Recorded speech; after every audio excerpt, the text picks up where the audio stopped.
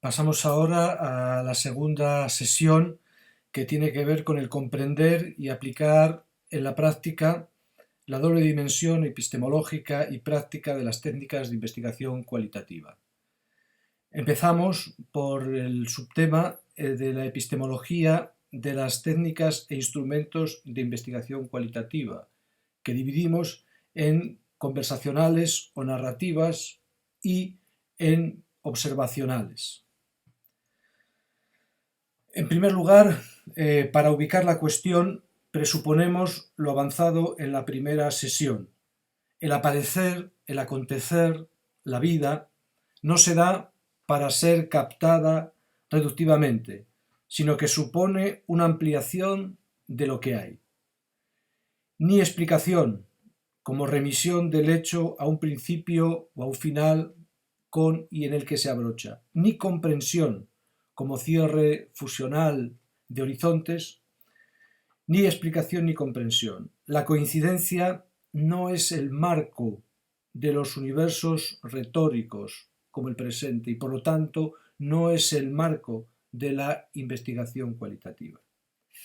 En segundo lugar, el saber y sus métodos y sus técnicas no son por ello primariamente reductivos ni meramente constructivos en un sentido trascendental, en el sentido de que se pudiera recuperar una arquitectura universal puesta, aunque fuera por los seres humanos, sino creativo-expresivos.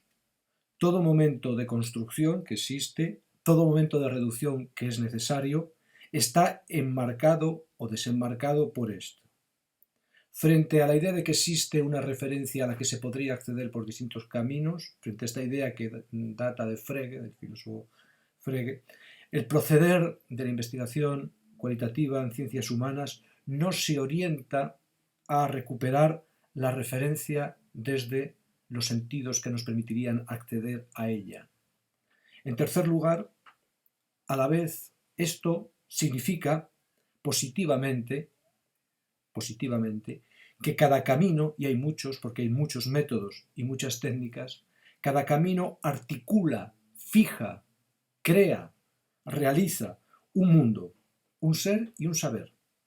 El método, por consiguiente, es el sistema, el medio es el mensaje y toda categoría, toda determinación estructural, estructurante, estructurada, es una apología, es una justificación de un orden creado. Hegel, McLuhan, Aristóteles se dan la mano. En cuarto lugar, no solo hay pluralidad irreductible, hay más, hay pluralización. Es decir, la pluralidad se pluraliza, no es que haya variedad, sino que la variedad es variada en sí misma, por decirlo así.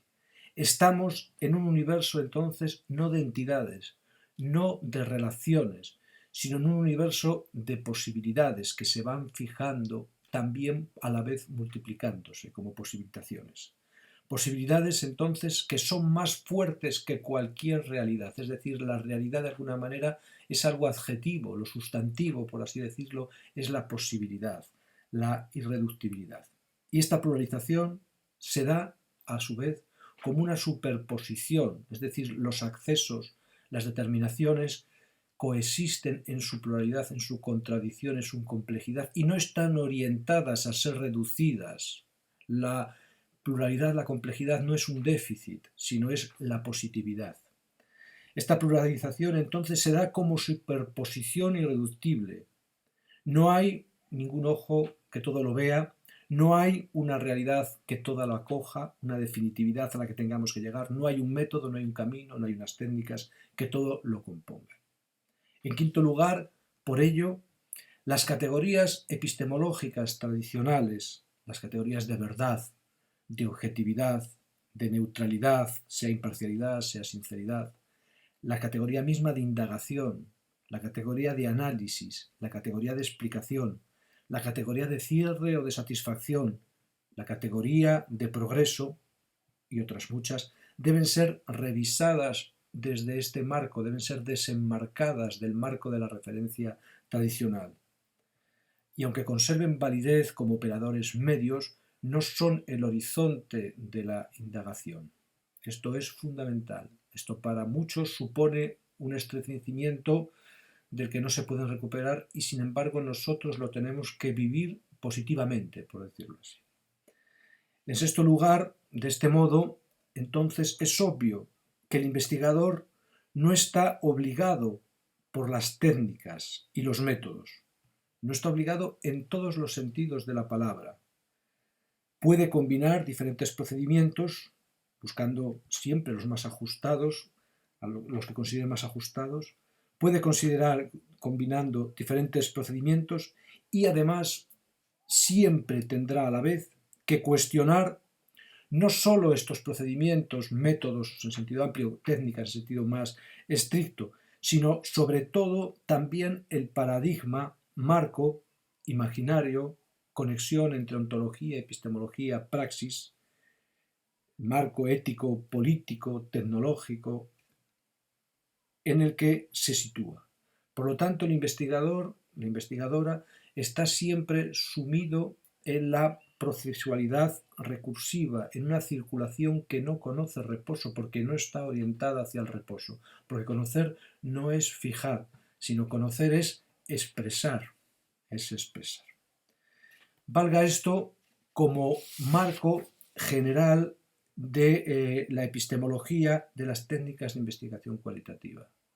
Entramos ahora dentro de este segundo apartado en una determinación más ceñida de lo que son las técnicas de carácter narrativo, de carácter conversacional que corresponden a este apartado, y la epistemología de las técnicas de carácter observacional lo dejamos para el apartado siguiente, para el apartado del capítulo tercero. Las técnicas, entonces, narrativas y las técnicas observacionales deben ser primero reflexionadas en cuanto a técnicas que no son ya diferentes. En los universos retóricos, en los universos contemporáneos, no hay una contraposición radical, una distinción de hecho entre lo narrativo y lo observacional, precisamente porque nosotros estamos abandonando la idea de una razón observacional, de una razón determinadora, de una objetividad o prometedora de una objetividad, y estamos yendo hacia un concepto narrativo de razón. El contexto contemporáneo es un contexto entonces donde la narratividad absorbe la observacionalidad y lo observado se da siempre dentro de una narración. Pero dicho esto, sí que hay una diferencia procedimental entre las técnicas y los métodos de carácter más narrativo y las técnicas o métodos o procedimientos de carácter más observacional. Dentro de las técnicas, de los métodos de carácter narrativo, tenemos que observar al menos tres cuestiones desde el punto de vista epistemológico. En primer lugar, debemos cuestionar ya radicalmente la distinción sujeto-objeto, la perduración de la división entre narrador, narrado, entre observador, observado. También tenemos que cuestionar profundamente dentro de las técnicas narrativas la relación pregunta-respuesta. El conocer no está radicado fundamentalmente en el preguntar y, por lo tanto, la respuesta no es la consecuencia lógica de un preguntar desarraigado. Es la relación entre pregunta y respuesta tiene que ser pensada al fondo, porque toda pregunta es ya una respuesta retórica. También hay que cuestionar la relación o pensar la relación entre estructurado y no estructurado, dándonos cuenta que si no hay una objetividad exenta, si no hay un punto de vista absoluto, no puede haber una determinación no estructurada.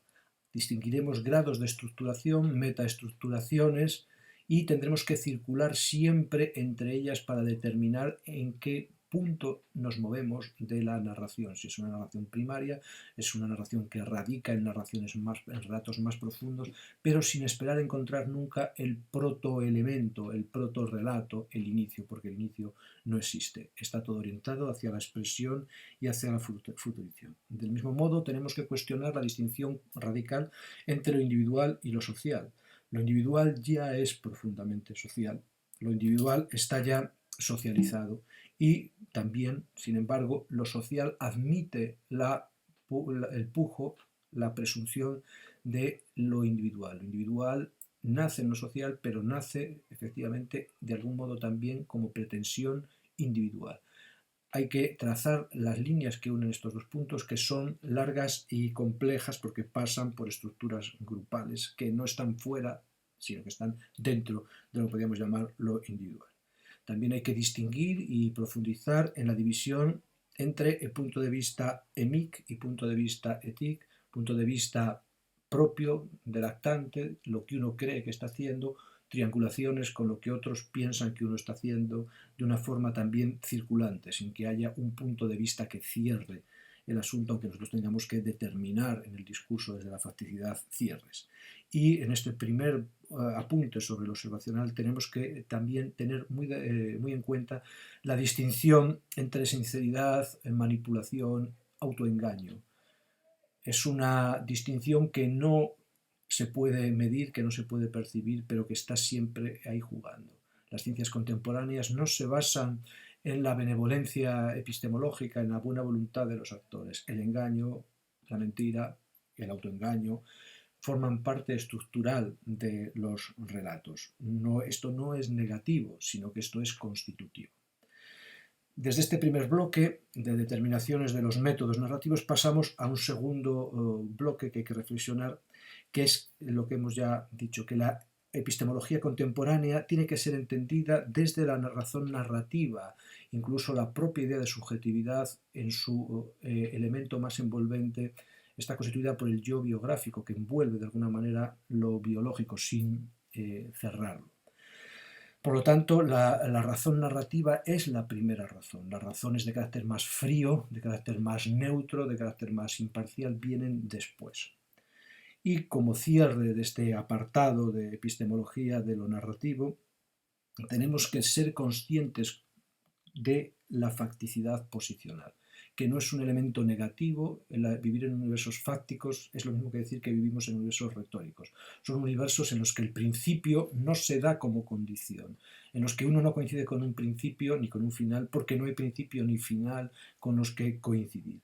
Vivimos en un sistema de facticidades, por lo tanto la recursividad, la triangulación, el cuestionamiento, la superposición son elementos constitutivos del discurso, del relato, y tienen que estar siempre ahí presentes, tienen que ser siempre algo con lo que se cuenta.